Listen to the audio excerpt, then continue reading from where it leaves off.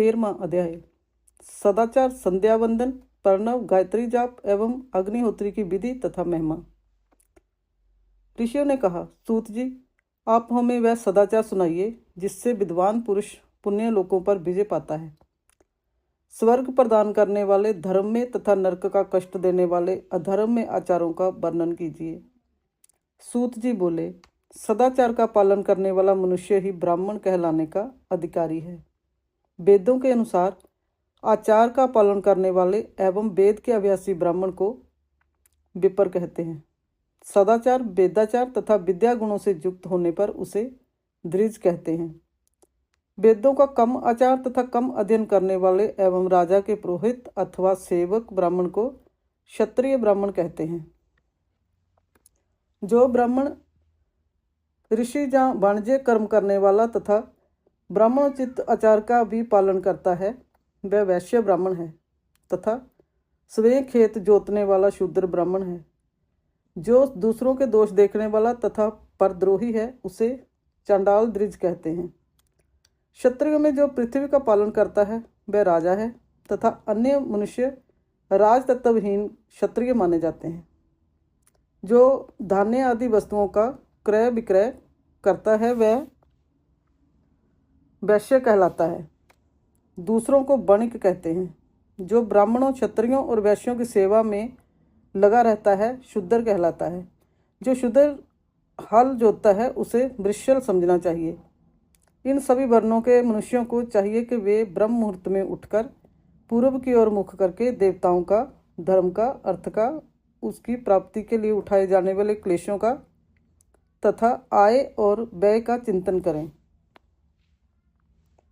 रात के अंतिम पहर के मध्य भाग में मनुष्य को उठकर मल मूत्र त्याग करना चाहिए। घर से बाहर शरीर को ढककर जाकर उत्तराभिमुख होकर मल मूत्र का त्याग करें। जल, अग्नि, ब्राह्मण तथा देवताओं का स्थान बचाकर बैठें। उठने पर उस ओर ना देखें। हाथ पैरों की शुद्धि करके 8 बार कुल्ला करें। किसी वृक्ष के पत्ते से दातुन करें। दातुन करते समय तर्जनी अंगुली का उपयोग ना करें। तदंतर जल संबंधी देवताओं को नमस्कार कर मंत्र पाठ करते हुए जलाशय में स्नान करें। यदि कंठ तक या कमर तक पानी में खड़े होने की शक्ति ना हो तो घुटने तक जल में खड़े होकर ऊपर जल छिड़ककर मंत्रोच्चारण करते हुए स्नान कर तर्पण करें। इसके उपरांत वस्त्र धारण कर उत्तरीय भी धारण करें। नदी अथवा तीर्थ में स्नान करने पर उतारे हुए वस्त्र वहां ना धोएं। उसे किसी कुएं, बावड़ी अथवा घर ले जाकर धोएं। कपड़ों को निचोड़ने से जो जल गिरता है वह एक श्रेणी के पितरों की तृप्ति के लिए होता है। इसके बाद जवाली उपनिषद में बताए गए मंत्र से भस्म लेकर लगाएं। इस विधि का पालन करने से पूर्व यदि भस्म गिर जाए तो गिराने वाला मनुष्य नरक में जाता है। आपो हिष्टा मंत्र से पाप शांति के लिए सिर पर जल छिड़ककर जस्य जक्षाय मंत्र पढ़कर पैर पर जल छिड़कें। आपो हिष्टा में 3 ऋचाएँ हैं। पहली ऋचा का पाठ कर पैर, मस्तक और हृदय में जल छिड़कें। दूसरी ऋचा का पाठ कर मस्तक, हृदय और पैर पर जल छिड़कें तथा तीसरी ऋचा का पाठ करके हृदय, मस्तक और पैर पर जल छिड़कें। इस प्रकार के स्नान को मंत्र स्नान कहते हैं। किसी अपवित्र वस्तु से स्पर्श हो जाने पर, स्वास्थ्य ठीक ना रहने पर, यात्रा में या जल उपलब्ध ना होने की दशा में मंत्र स्नान करना चाहिए। प्रातःकाल की संध्या उपासना में गायत्री मंत्र का जाप करके 3 बार सूर्य को अर्घ्य दें। मध्या में गायत्री मंत्र का उच्चारण कर सूर्य को एक अर्घ्य देना चाहिए। सायंकाल में पश्चिम की ओर मुख करके पृथ्वी पर ही सूर्य को अर्घ्य दें। सायंकाल में सूर्यास्त से 2 घड़ी पहले की गई संध्या का कोई महत्व नहीं होता। ठीक समय पर ही संध्या करनी चाहिए। यदि संध्या उपासना किए बिना ही एक दिन बीत जाए तो उसके प्रायश्चित हेतु अगली संध्या के समय 100 गायत्री मंत्र का जाप करें। 10 दिन छूटने पर 1 लाख तथा 1 माह छूटने पर अपना उपनयन संस्कार कराएं।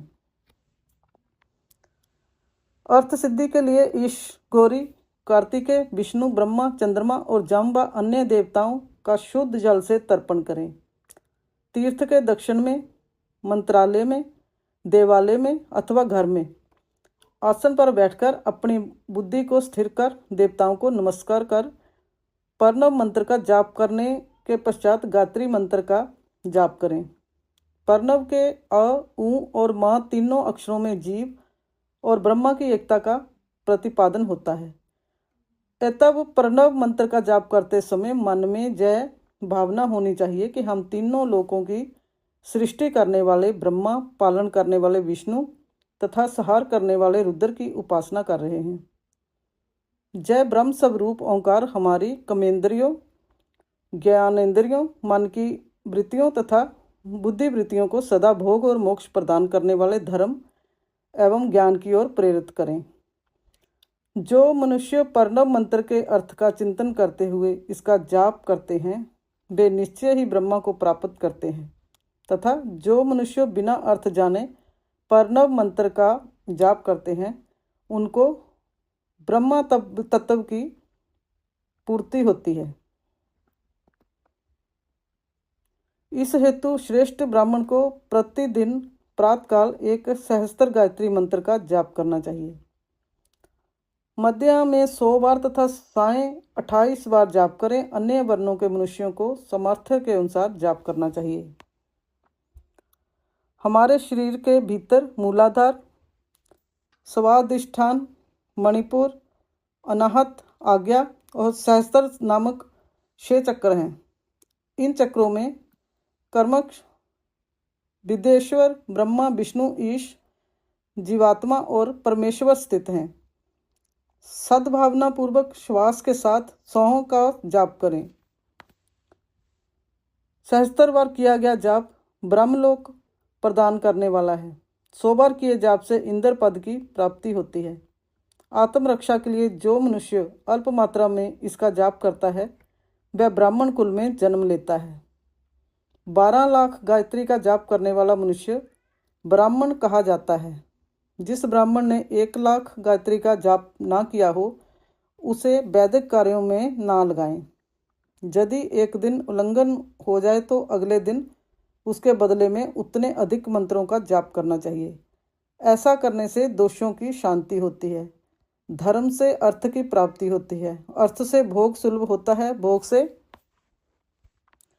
वैराग्य की संभावना होती है, धर्म पूर्वक उपार्जित धन से भोग प्राप्त होता है, उससे भोगों के प्रति आसक्ति उत्पन्न होती है, मनुष्य धर्म से धन पाता है एवं तपस्याओं से दिव्य रूप प्राप्त करता है। कामनाओं का त्याग करने से अंतःकरण की शुद्धि होती है, उस शुद्धि से ज्ञान का उदय होता है। सतयुग में तप को तथा कलयुग में दान को धर्म का अच्छा साधन माना जाता है। सतयुग में ध्यान से, त्रेता में तपस्या से और द्वापर में यज्ञ करने से ज्ञान की सिद्धि होती है, परंतु कलयुग में प्रतिमा की पूजा से ज्ञान लाभ होता है। अधर्म हिंसात्मक और दुख देने वाला है, धर्म से सुख व अभ्युदय की प्राप्ति होती है। दुराचार से दुख तथा सदाचार से सुख मिलता है। अतः भोग और मोक्ष की सिद्धि के लिए धर्म का उपार्जन करना चाहिए। किसी ब्राह्मण को 100 वर्ष के जीवन निर्वाह की सामग्री देने पर ही ब्रह्मलोक की प्राप्ति होती है। एक सहस्त्र चांद्रायन व्रत का अनुष्ठान ब्रह्मलोकदायक माना जाता है। दान देने वाला पुरुष जिस देवता को सामने रखकर दान देता है, अर्थात जिस देवता को वह दान द्वारा प्रसन्न करना चाहता है, उसी देवता का लोक उसे प्राप्त होता है। धनहीन पुरुष तपस्या कर अक्षय सुख को प्राप्त कर सकते हैं। ब्राह्मण को दान ग्रहण कर तथा यज्ञ करके धन का अर्जन करना चाहिए। क्षत्रिय बाहुबल से तथा वैश्य ऋषि व गोरक्षा से धन का उपार्जन करें। इस प्रकार न्याय से उपार्जित धन को दान करने से दाता को ज्ञान की सिद्धि प्राप्त होती है एवं ज्ञान से ही मोक्ष की प्राप्ति सुलभ होती है। गृहस्थ मनुष्य को धन धान्य आदि सभी वस्तुओं का दान करना चाहिए। जिसके अन्न को खाकर मनुष्य कथा श्रवण तथा सदकर्म का पालन करता है तथा उसका आधा फल दाता को मिलता है।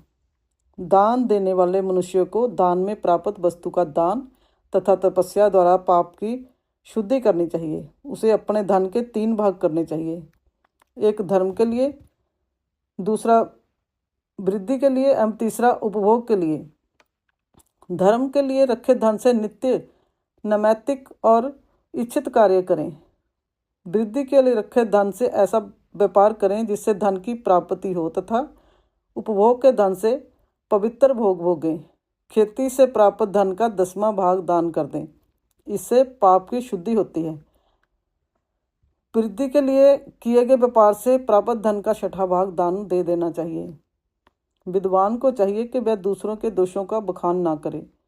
ब्राह्मण भी दोषवश दूसरों के सुने या देखे हुए छिद्र को कभी प्रकट ना करे। विद्वान पुरुष ऐसी बात ना कहे जो समस्त प्राणियों के हृदय में रोष पैदा करने वाली हो। दोनों संध्याओं के समय अग्नि को विधि पूर्वक दी हुई आहुति से संतुष्ट करें। चावल, धान्य, घी, फल, कंद तथा हविष्य के द्वारा स्थाली पाक बनाएं तथा यथोचित रीति से सूर्य और अग्नि को अर्पित करें। यदि दोनों समय अग्निहोत्र करने में असमर्थ हो तो संध्या के समय जाप और सूर्य की वंदना कर लें। आत्मज्ञान की इच्छा रखने वाले तथा धनी पुरुषों को इस प्रकार उपासना करनी चाहिए जो मनुष्य सदा ब्रह्म यज्ञ करते हैं, देवताओं की पूजा, अग्नि पूजा और गुरु पूजा प्रतिदिन करते हैं तथा ब्राह्मणों को भोजन तथा दक्षिणा देते हैं। वे स्वर्ग लोक के भागी होते हैं।